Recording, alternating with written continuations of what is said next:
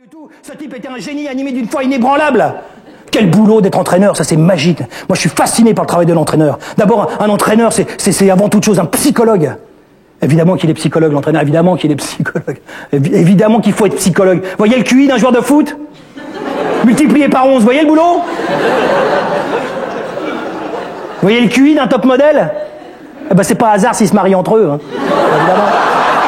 Mais j'invente rien. Évidemment qu'il est psychologue, il a un pouvoir total sur les joueurs comme un gourou. Hein. Il est capable de tout avec les joueurs, l'entraîneur. Hein. Par contre, ce qu'on n'imagine pas, c'est l'angoisse de l'entraîneur quand il a une équipe qui a encaissé 6 buts à 0 dans la première mi-temps. Ça, on la connaît pas, l'angoisse. Quand il descend dans le couloir qui mène au vestiaire, l'entraîneur, l'angoisse, quand il arrive, il ouvre la porte, il se prend toutes les effluves nauséabondes parce que ça pue dans les vestiaires de mecs. Ça, on le sait. Hein, qui voit 11 costauds qui sont là écroulés, avachis, on a pris 6-0, qu'est-ce qu'on va devenir? Eh ben, il va pas presser les bras, lui, l'entraîneur. Bien au contraire, il a un tel pouvoir sur les joueurs. Il va les piquer au vif, il va stimuler leur amour-propre, il va les faire retourner sur le terrain, il est capable de les faire gagner 7-6, l'entraîneur. C'est un gourou, je vous dis.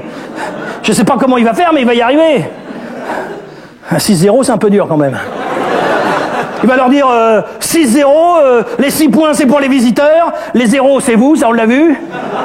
On marque 6-0 au tennis, ça fait un 7 perdant. À la deuxième mi-temps, vous retournez sur le terrain avec des raquettes, vous allez peut-être emporter les 7 suivants. Qu'est-ce qui te fait rire, Poliakov? Tu veux peut-être que je te rappelle que tes papiers sont pas encore en règle? Igor Dimitri Stanislas Poliakov, réfugié politique. Je me suis bien fait avoir avec son transfert à celui-là. Moi, je pensais avoir acheté le fameux ailier des Carpates et je me retrouve avec l'allié des Carpettes. Tu passes plus de temps à te rouler sous le gazon qu'à toucher le ballon. Eh ben, tu vas retourner respirer l'air frais de la toundra plutôt que prévu si tu continues, camarade.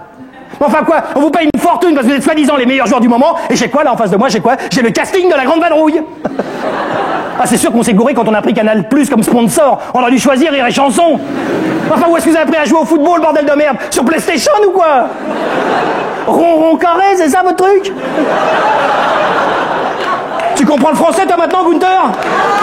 Ah, il est bien le Gunther aussi. Gunther, le Gaule volant infernal, le Kaiser des cages, le Teuton à sort. Plutôt le fils spirituel d'une passoire et d'une écumoire. Encore un joli transfert, je vais t'imprimer sur ton t-shirt. Non, laisse tomber, ça Gunther peut pas comprendre, c'est de l'humour. Je comprends pas, moi. Vous, les Allemands, dans les années 60, vous pouviez pas nous mettre de but parce qu'on avait De Gaulle. Ah bah tu l'as compris celle-là au moins, c'est bien Gunther.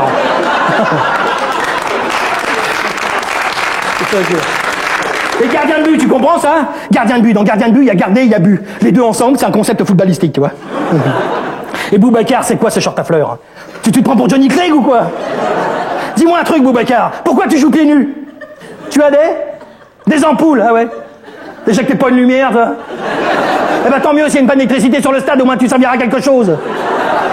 Et Chico, le Colombien, là. Chico, qu'est-ce que t'as à renifler tout le temps comme ça, là? T'as une sinusite chronique ou bien? Ah ben essuie-toi, il te reste un petit peu de dentifrice, là. En attendant, au prochain contrôle antidopage, tu comptes pas sur moi pour pisser à ta place dans l'éprouvette. D'ailleurs, je vous rappelle que j'en ai marre de voir traîner vos seringues partout. C'est pas les vestiaires du Tour de France, ici. Et Francis, c'est quoi ton problème à Francis, là? Francis, tu te traînes sur le terrain. Tu es quoi? Ballonné. Je m'en fous, moi. À midi, à la cantine, il y a des pâtes ou des haricots. Et toi, tu t'es goinfré de flageolets. Hein? Alors, entre les odeurs de pied de tes petits camarades et tes flatulences, c'est plus un vestiaire qu'on a, c'est une fosse septique. Tu pues, tu grognoutes, tu schlingues, c'est immonde. Tu nous bouffes notre oxygène. Tu gênes la concentration de tes petits camarades. Et je te soupçonne d'être pour quelque chose dans l'agrandissement du trou de la couche d'ozone. Alors, Francis, relâche-moi encore une caisse. Une seule. Et je te jure que t'es viré. Ok, t'es viré. Bon, maintenant, j'aimerais qu'on en vienne au cas douloureux de Foufoune. Foufoune, c'est quoi ton problème? Tes cheveux décolorés, c'est très joli, je te jure. Tes piercings, tes tatouages, pour ceux qui aiment, c'est pas le problème. Mais Foufoune, je te rappelle l'essentiel. Tu es libéraux dans mon équipe, pas choriste chez Village People. C'est quoi cette manie que t'as de te jeter systématiquement sur tes adversaires? On n'est pas au Queen ici.